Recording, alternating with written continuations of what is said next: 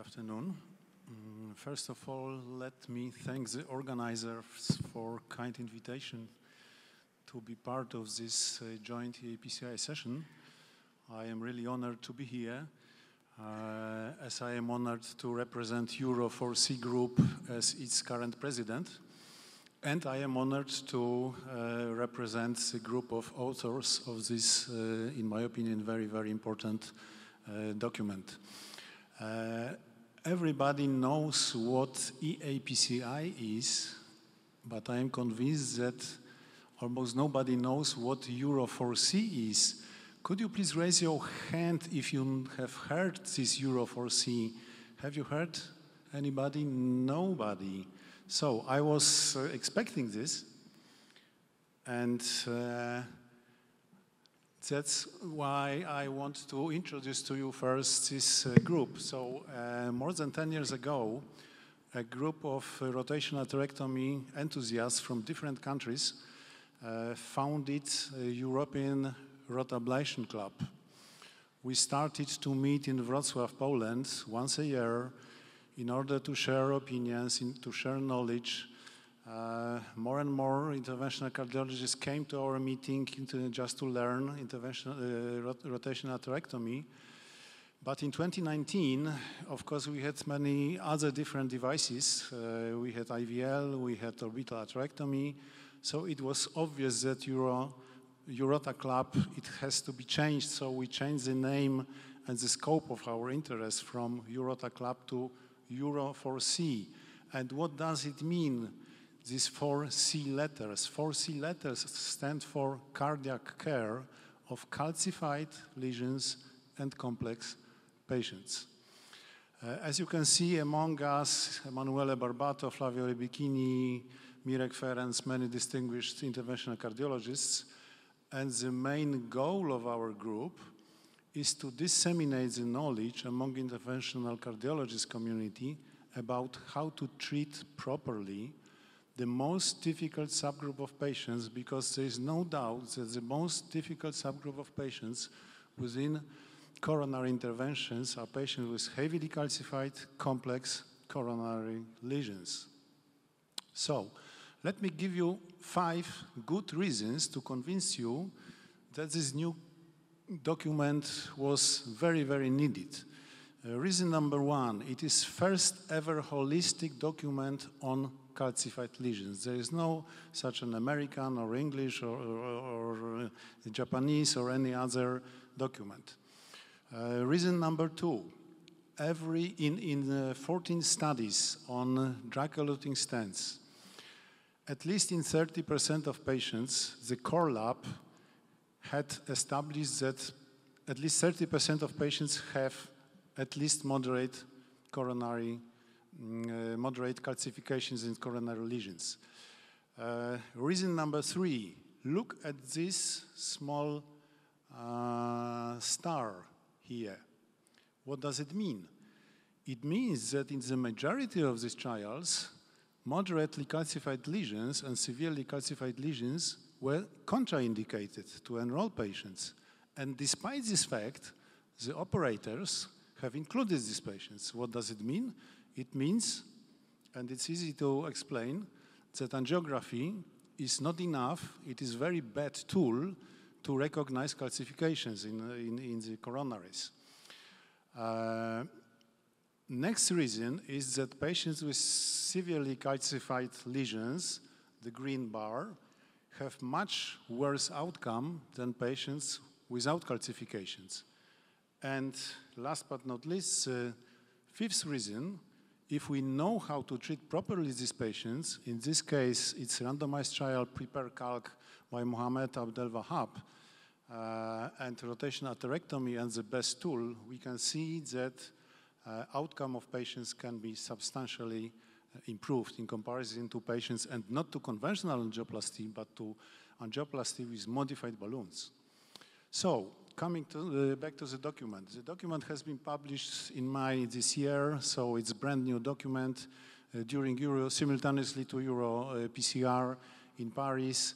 The majority of authors are connected with Euro4C Group. I am, of course, not able to introduce to you everything, but let me give you an idea about this document. I want to encourage you to find it and to get familiarized with it because it's very, very good document, very practical one, and which helps us to guide us during this very, very difficult procedure. So, four most important aspects have been discussed.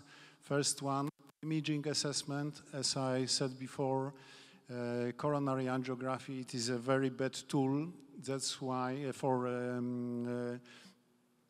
calcium recognition, that's why we encourage everybody to use intracoronary imaging, and we encourage everybody to use non-invasive imaging like CCTA. And let me show you two next slides. It's a case presented by me during EuroPCR. You can see here moderately calcified lesion in obtuse margin in the circ, but despite its only moderately calcification, the balloon does not expand. And look now at coronary angiography of the patient. You can see here clearly heavily calcifications. It's impossible not to recognize it, but most of all, I would like to show to you this cross-section. I wonder if everybody of you has seen such a cross-section in CCTA. You can see here 360 calcium ring, and you see already before the patient goes to the cath lab that this patient needs atherectomy because you are unable to help this patient without atherectomy, or maybe okay without shockwave. So very, very potent, very helpful tool. We have to use it. Section number 2, tool selection. The document helps us to choose the most suitable tool for uncrossable lesions, superficial calcium, calcified nodules, undilatable lesions, or deep calcium.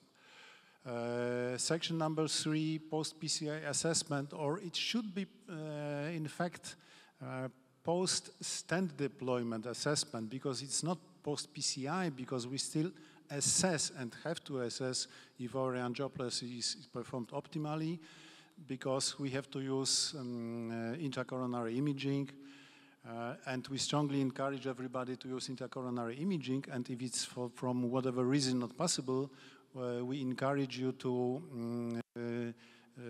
use angio, but of course, during angio, you should use enhanced angio image. You should check if your stent is expanded, fully expanded, at least 2 orthogonal projections in order not to miss not fully expanded stent. And then optimization, and you should liberally use post-dilation, IVL, or other stents if needed. Very important part of this document, it is IVUS calcium score and OCT calcium score. I do not have time to go into details. We can calculate and measure these scores, and it will guide us what tool should we choose for our particular patient. Algorithms. We propose 2 algorithms. As I said before, we discourage from using angiography only, but if from whatever reason you are based, so your basis is angiography, you do not have IVUS, you do not have OCT, or you do not have experience, very important message to you, and it's first one, look at this algorithm, avoid direct stenting. Still worldwide, many colleagues, despite they see calcified lesions, they try to conquer it with direct stenting. Do not do it.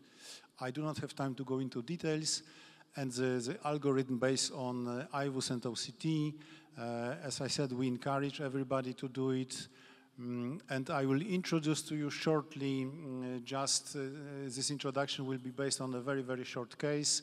Look at this LAD, heavily calcified tight lesion. Some of you, I am convinced, would take balloons, some would take cutting or scoring balloons, some would go for atherectomy, but let's look at the algorithm. The algorithm tells us that we should start with imaging. So try to cross this lesion with imaging. So I have taken OCT catheter, OCT did not cross, so we come back to the algorithm where the catheter does not cross.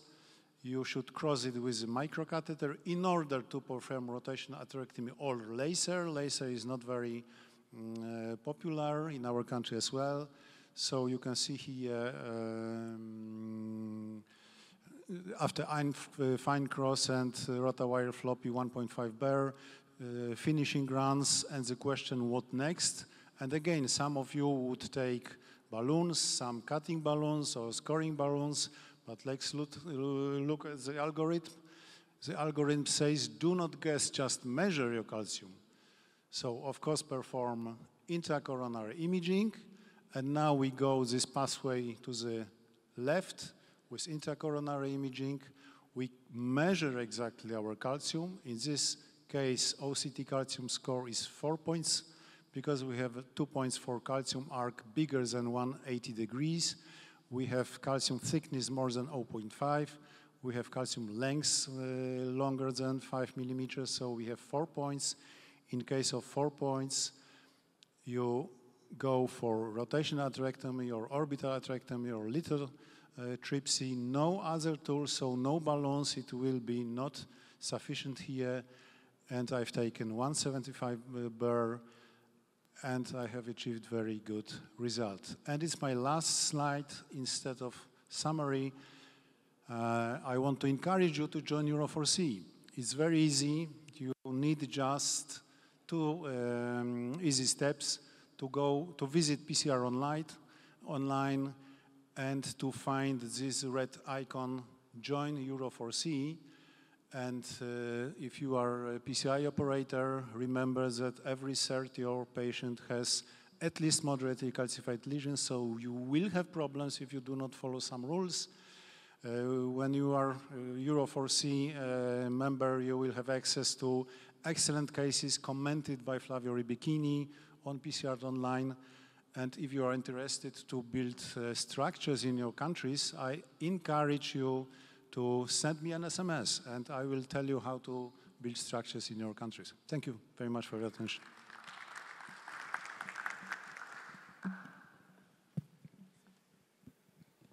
Thank you for your talk. We'll keep questions in the end of the session, if you want. That's a pleasure for me to introduce the second orator, Dr. Bennouna from Morocco. You will talk message of bifurcation PCI. Le pointeur, vous l'avez? Alors pour avancer, c'est comme ça. Pour avancer, c'est ça, Ok. Excuse me. Alors. Hi everybody. First, let me thank the organization committee for the invitation, especially the president of the society, the Tunisian Society of Cardiology, and Professor Rania for the invitation. Today, I will talk about the new EAPCI consensus document, which talk about many strategies to protect the side branch while we are stenting the main vessel. My name is El Ghali Mohamed Bennouna, and I work as an interventional cardiologist in Casablanca in the University Hospital. So every time we talk about bifurcation PCI treatment, we need to know that it's always a challenging cases.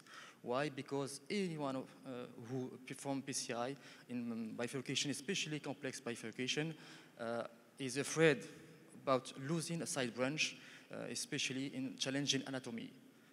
We must know also that any abrupt occlusion of the side branch can lead to an authentic myocardial infarction, and in some cases, a lower ejection fraction and poorer outcomes, even if in the acute setting or in the chronic setting. That's why this occlusion of the side branch after main vessel stenting could happen in 6 to 18% of cases. That's why any operator must learn any strategy to deal with these issues and in order to improve outcomes for our patients. The new EAPCI consensus document provides many strategies to protect the side branch when we talk about protecting the side branch, we will talk about baseline wiring side branches and also restoring the flow in the side branch after main vessel stenting in case of occlusion of the side branch. Before we will talk about different strategies, before we develop these strategies, we absolutely need to define what does mean a relevant side branch vessel. In this consensus, we can clearly read that a relevant stenosis, a relevant side branch vessel means that the reference diameter of the vessel is equal or exceed 2 millimeters of diameter. It means also that it supplies more than 10% of the whole myocardial mass, which means also is that this vessel is prognosis. In other papers, we can read that if the length of the side branch exceeds 73 millimeters, we can consider it as a relevant side branch, and we need to protect it.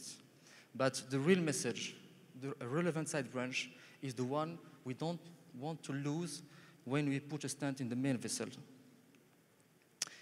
What are the risk factors for the occlusion of the side branch after main vessel stenting? For those who perform IVUS before PCI bifurcation treatment, there is a special sign called spiky carina. The appearance of this spiky carina shows that there is a high risk of occlusion of the side branch once we put the stent. For those who use OCT before, this is more simple. When you see here, you can see the lipid content in the atheroma plaque, especially front of the side branch, is a sign that there is a high risk of losing the side branch after main vessel stenting. And finally, when in the angiogram, there is many signs that can predict an occlusion of the side branch once we put a stent in the main vessel. As we can see in the left picture, we can see the severe stenosis in the main vessel and the side branch severe stenosis. A wide angle between the main vessel and the side branch is also a high risk feature of occlusion of the side branch. In the other picture, we can see the length of the stenosis in the side branch is also a sign that there is a high risk of occlusion of this branch. We cannot talk about protecting a side branch without talk about jailed wire technique. This consensus reminds us about the old recommendation. The jailed wire technique means that we need to leave a wire in the side branch before main vessel stenting. In the majority of cases, when we do this jailed wire technique, we protect the side branch. But in some challenging cases, anatomies, the side branch can close even we protect it by wire. This jailed wire technique can play multiple roles. The first one is that is considered as a marker to recross the side branch through the struts of the main vessel stent. The second point is that jailed wire can play a role as an anchor for the guiding catheter in order to increase the support of the low-profile balloon through the struts of the main vessel in order to open the struts. And finally, this jailed wire can play a role in bailout situation. When we lose the side branch, we can push a low-profile wire, a balloon, between the stent and the arterial wall in order to open the side branch as a bailout treatment. The new evidence of the use of the jail technique was written in this new consensus, and we can read clearly that in a series of bifurcation complex lesions of CTOs treated mainly by provisional stent technique, when the operator was unable to recross, to protect the side branch with a wire, this was linked to a higher failure procedure and a higher incidence of peri-procedural myocardial infarction. In the COBIS-3 registry, when we protect a side wire, when we put a wire inside the side branch before main vessel stenting, this is what was associated with a significant lower rate of final side branch occlusion in patients, especially in patients with complex bifurcation. And finally, in the EBC main study, the failure to rewire a side branch was associated was frequent when the jailed wire technique was not used. Finally, there is no consensus on which each anatomy we should use the side with jailed wire technique. And finally also, in case what we need to know, if the side branch is closed, is compromised after main vessel stenting, it is recommended to rewire this side branch and open it. So this consensus explain many strategies to protect the side branch occlusion. There is a conventional way and active protection. Two concepts are developed here. The first is the pre-shaped the tip of the wire. This is the way we use every day when we treat bifurcation lesion. We can use a short bend sharp in the distal tip or a wide sharp in the tip of the wire. Sometimes we can use a double shape tip. It depends on the anatomy. If the vessel is large, we can use a wide bend. If the vessel is small, we can use a small one. If this technique doesn't work, you can use the reverse wire technique. This means that we need to perform we need to create two curves in the wire, one in the proximal side and a small one in the opposite side. And we cross the main vessel with a knuckle, which is allowed to the distal part of the wire to cross this tangent anatomy when we have a wide angle between the main vessel and the side branch. When this technique doesn't work, we can use also the dual lumen catheter in this CTO complex lesion. We can cross this dual lumen catheter cross this long CTO lesion. This dual lumen catheter can deliver both wire at the same time in the main vessel and in the side branch, and it can facilitate the rest of the procedure. Another kind of angulated catheter can be used. They call also sophisticated way to treat bifurcation. You can see here a severe stenosis in the ostium of the side branch. It is posterolateral view. And you can see that the P-shaped wire failed to cross this side branch, which is relevant. That's why the use of the angulated microcatheter increase the support and the wire cross the stenosis with any problem. And also there is a deflectable tip single lumen microcatheter. There is some microcatheter with the distal part we can modify the angulation of the distal part, and it can increase the support, especially in the ostial lesion and when we have some tortuosities. And the final way to prevent side branch occlusion is the balloon block and support technique. And this technique is when the microcatheters are not available or fails to attempt the side branch, we can use this technique and we can inflate balloon in the distal part of the bifurcation. And when the wire is crossing the main vessel, it will go easily to the side branch because the distal part of the vessel is closed by the balloon. Now we talk about baseline wiring vessels, side branch, before main vessel stenting. Now we will talk about rewiring the side branch after main vessel stenting. We can use the same techniques with the same wire, with the same sophisticated technique like angulated microcatheter and deflectable tape catheter, which helped in this case to open the side branch occluded side branch. And finally, there is another way to protect the side branch called the active protection with not the wire jailed balloon, but jailed balloon technique. It was described by Professor Burzota. It means that we put a balloon in the side branch, non-inflated, and we stent the main vessel. If the side branch is open, we pull back the balloon. But if the side branch is compromised, we can inflate the balloon, open the side branch, and remove it again. And we do both at the final way. Here is my last slide. In this CIT resolve trial, they compare active side branch protection and conventional protection with the jailed wire technique. And we can see that the rate of side branch occlusion and the decrease in TME flow in the side branch was significantly lower in the active protection strategy rather to the conventional strategy. But the number of periprocedural infection, MI, was the same, particularly in both techniques. And my conclusion is this central illustration, which resume all techniques to prevent the side branch, even prevention, conventional prevention or active prevention, and the use of sophisticated technique to reach the side branch. Thank you for your listening.